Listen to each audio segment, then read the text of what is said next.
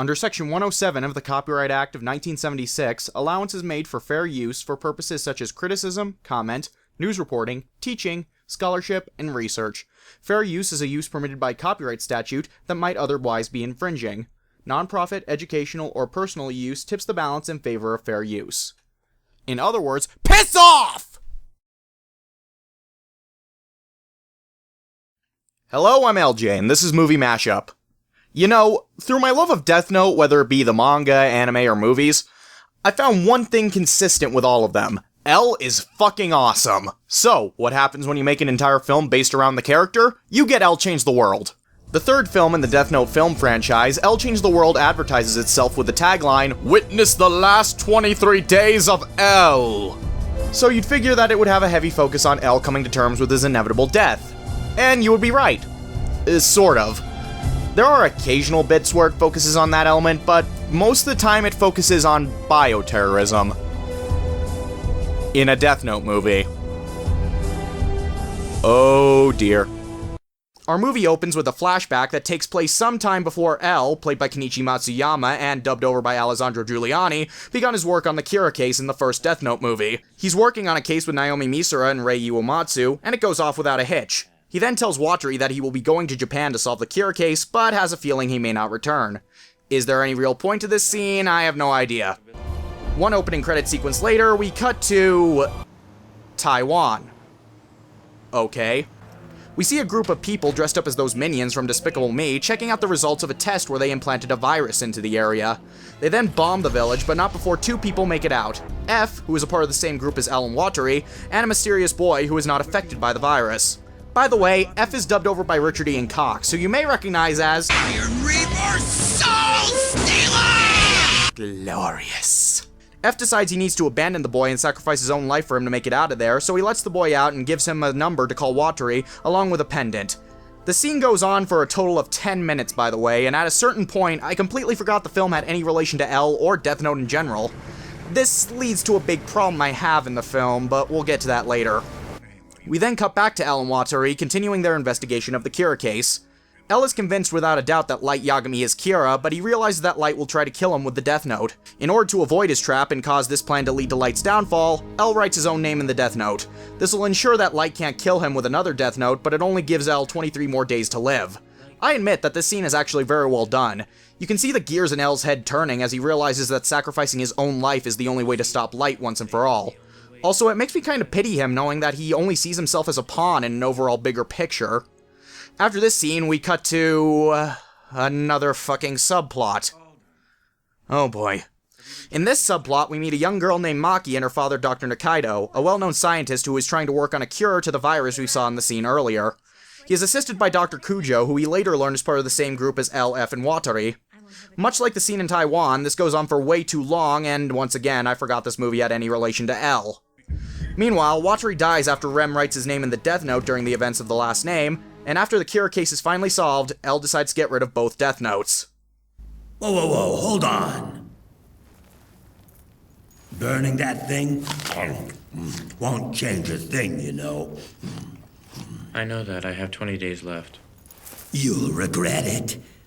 Light was gonna use that thing to make himself the god of a new world. Doesn't that interest you? Well, it's nice seeing Ryuk for about a minute.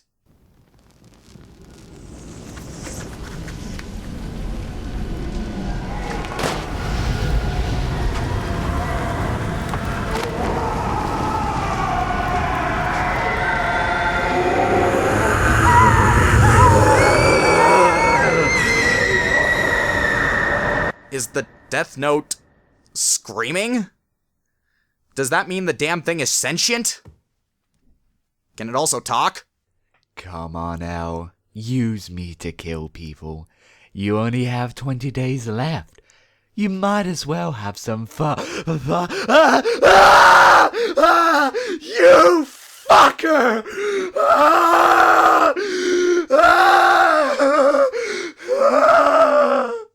So we cut to our villains of the movie as they assemble in the prettiest evil lair I think I've ever seen in a film.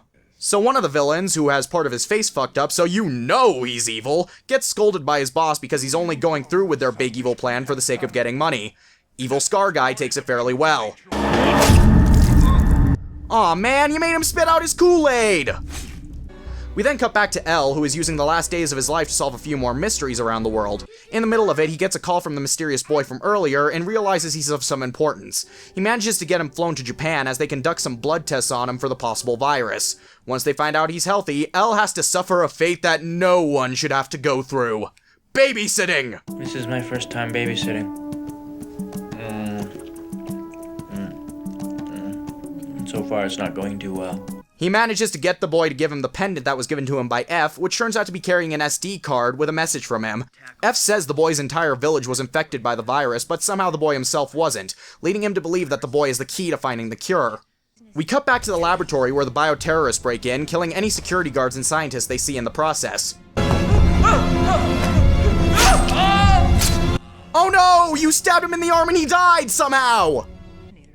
The bioterrorists find Dr. Nikaido in a sealed-off room as a terrible truth is revealed. Dr. Kujo was part of the group the whole time. Forgive me for not really caring, but this movie doesn't really give a reason for her, or any of the others for that matter, to be doing this. They spat out some shit about how humanity is killing nature and how they'll create a new world and how only a few will be allowed to live in the new world that is in harmony with nature, blah blah blah. Say what you will about Light Yagami, but he at least had an understandable and semi-relatable motivation. These guys just come across as half-assed as the environmental messages in Birdemic. Anywho, Nikaido realizes that the bioterrorists won't be able to do much if they get infected with the virus themselves, so he destroys the cure and injects himself with the virus so that they won't be able to force him to make a new one. He slowly dies as Maki watches in horror. And I know this death is supposed to be dramatic, but am I the only one who thinks it's fucking hilarious?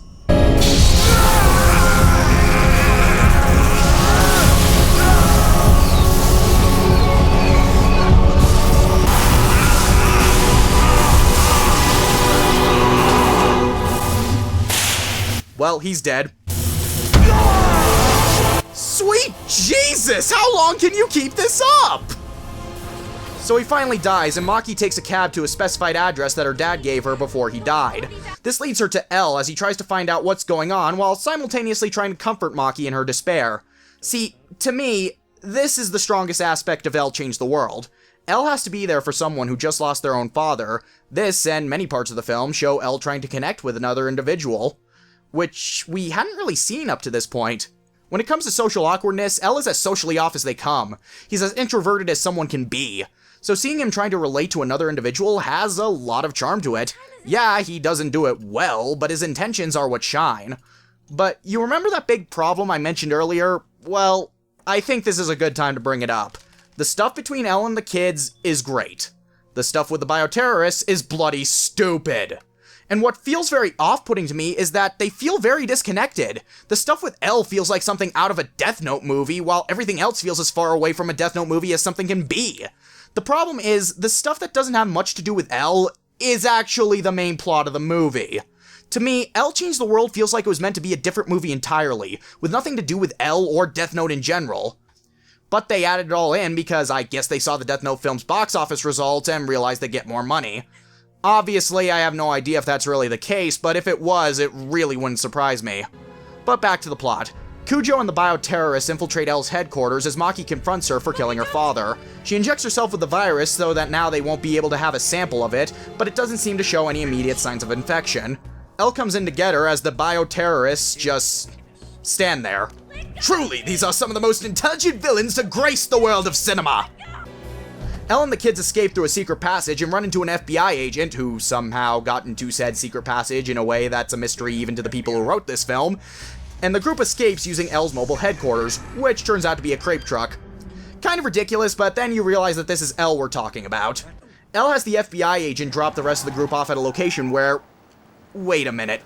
Is that a Sega logo I see? Yeah, because when I think of cheap spin-offs made to cash in on a decent franchise, I think Sega. Wait. So Elle and the kids walk around the area while the FBI agent acts as a decoy for the terrorists, and I hope you like wacky hijinks! You! Step out of the truck! Let me through on FBI. Sure you are, and I'm CIA. Now get out of this truck before No, drag you out! Look, I'm FBI! You're Japanese! What do you take me for, a complete idiot? Okay, every scene this guy is in looks like something out of a sitcom. Seriously, I can hear the studio audience laughter already. Let me through on FBI. Now get out of this truck before I drag you out! Look, I'm FBI. You're Japanese! What are you doing, idiot? While out eating, Elle ponders why the virus didn't affect Maki when she injected it into herself. She brings up that her father applied injections to her regularly, and that may have had something to do with it. Elle discusses the situation with the FBI agent. One small thing I should note with this scene is that it truly shows how much Matsuyama has worked on getting all of Elle's mannerisms down. The man admits Elle's sit in particular was a pain to work on, but from the looks of it, he seems to have truly mastered it. However, I do have to travel some distance with her before the virus takes effect. Travel? But if the virus awakens, you'll be infected first. That is true.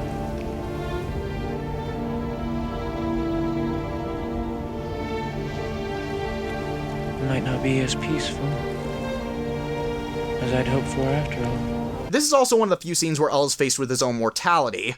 This is something I really feel the film lacks. You could have done an entire film centered around the fact that Elle only has 23 days to live. And while there are scenes like this in the film, scattered here and there, the 23-day limit feels rather pointless. In fact, the day where the bioterrorists do try to unleash the virus comes before Elle is set to die. So really, centering this around Elle at this point in time is completely pointless. You could have set this before the events of Death Note and it really wouldn't have changed anything. That's how little Elle's time limit matters. I have a favor to ask. Whatever you need. God damn it! Why am I always stuck being the decoy?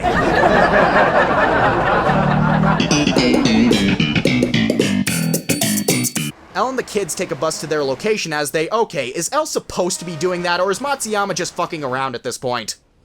However, Kujo goes onto the news reporting Maki as an infected patient that must be found by medical officials ASAP. Elle realizes that they can't use public transportation anymore, so they continue their journey via bicycles.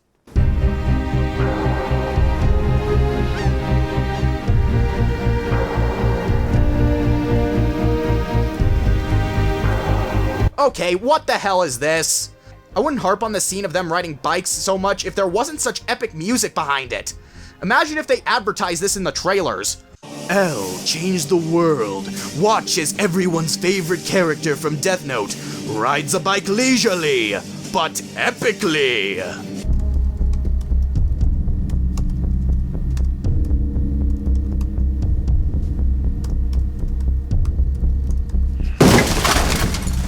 What was that? I forgot to take My Little Pony! Now I'll miss the new episode. Elle and the kids continue riding to their destination, although epic music is not included this time. Oh hell no, I'll fix that!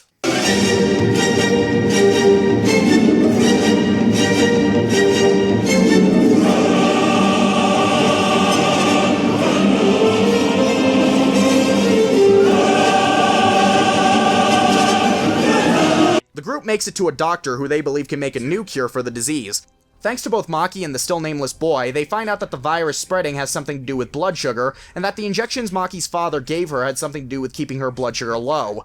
They also figure out that the boy's blood, due to being immune to the virus, will also be a key ingredient for the cure. Now the fate of humanity is in their hands! But fuck that shit, picnic time, bitches! During the picnic, Maki brings up Elle's terrible eating habits and bad posture, and suggests to fix those. Elle does his best to fix the latter of those two.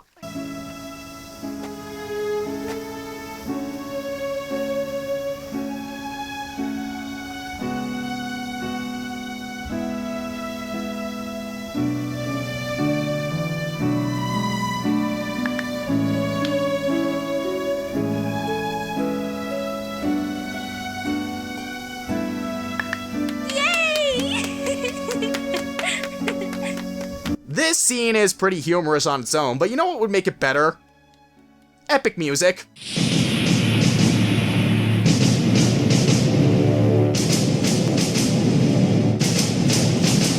Later that night, Maki confronts Kujo alone in order to get revenge for the death of her father. This goes about as well as you'd expect, and Maki gets captured. Run, Elle, run! Elle figures out that they plan to bring Maki as a patient onto a plane, where they'll use her to spread the virus all around America and eventually the entire world. How does Elle know this? because he's L and he knows fucking everything. Before leaving to stop them, the doctor gives L a bunch of syringes containing the cure so that he can stop the virus right then and there. At this point, the villain's plan is confusing me, and this is where the film kinda takes a huge nosedive. The film established earlier that in order for the virus to be the ultimate weapon for an individual, you need the cure, which makes sense. After all, if you don't have the cure, you'll get infected too. But the villains seem to now want to spread the virus without a cure. Pardon me for asking, but if you guys want to create a new world where only people you deem worthy to survive, how are you going to make sure they survive? Dumbasses! And didn't the scarred dude want to, like, you know, sell the cure to the highest bidder or something like that? Yeah, that's gonna be difficult when you don't have a cure to sell!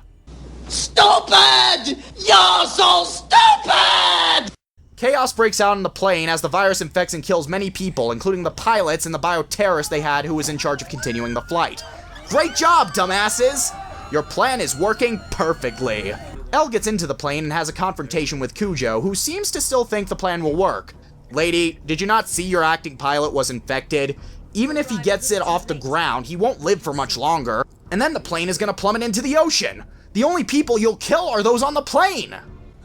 Anyway, Elle gives Cujo a speech about how everyone can live their life to the fullest, tells her he has only 2 days to live, and spares her life by giving her the cure. He has people who are able to move pass out the cure to all the passengers. Maki attempts to finally get her revenge on Cujo for killing her father, but thanks to Elle's advice, she doesn't go through with it. Maki and the other passengers are brought to the hospital to recover, and our film ends with Elle bringing the boy to the Whammy orphanage and gives him a name.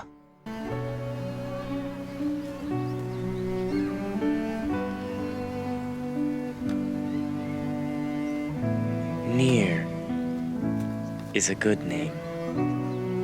You'll always be near with someone the same. Yes, this boy, the entire time, was Near. You know, the kid who replaced Elle near the end of the anime and who everyone hated. Yeah, what was the point of having him be Near again? And with that, Elle walks away from the orphanage, realizing that he may have wanted to live a little longer. Watari? Now, I want to live in this world a little bit longer. So, that was Elle Change the World, and as a send-off to the Death Note film franchise, it's not very good. The pacing was sluggish, the story was clumsy, and the villains were all forgettable and had no place trying to fill the antagonist role that Light left behind in the last movie. The biggest disappointment out of the group was Cujo. This woman was part of the same group that was trying to change the world as Elle and Watari, and yet we don't know how or why she joined up with the bioterrorists. She lacked a much desired amount of depth and was just a bore overall. But while it's not too good as a finale to Death Note, I can't really say it's that bad of a movie on its own. While Elle Change the World fails in a lot of areas, there are plenty of areas where it succeeds. The acting was very well done, whether you're watching the original Japanese version or the English dub. Kenichi Matsuyama does a splendid job in the role of Elle, once again stealing the entire show. And you can tell with this final entry that the man has managed to perfect the character and his mannerisms as well. It's dedication like that that I really respect in actors. And of course, Alessandro Giuliani gives Elle a great dub-over performance. The moments between Elle and the kids really showcase some damn good character development, and I found myself genuinely smiling throughout most of these scenes.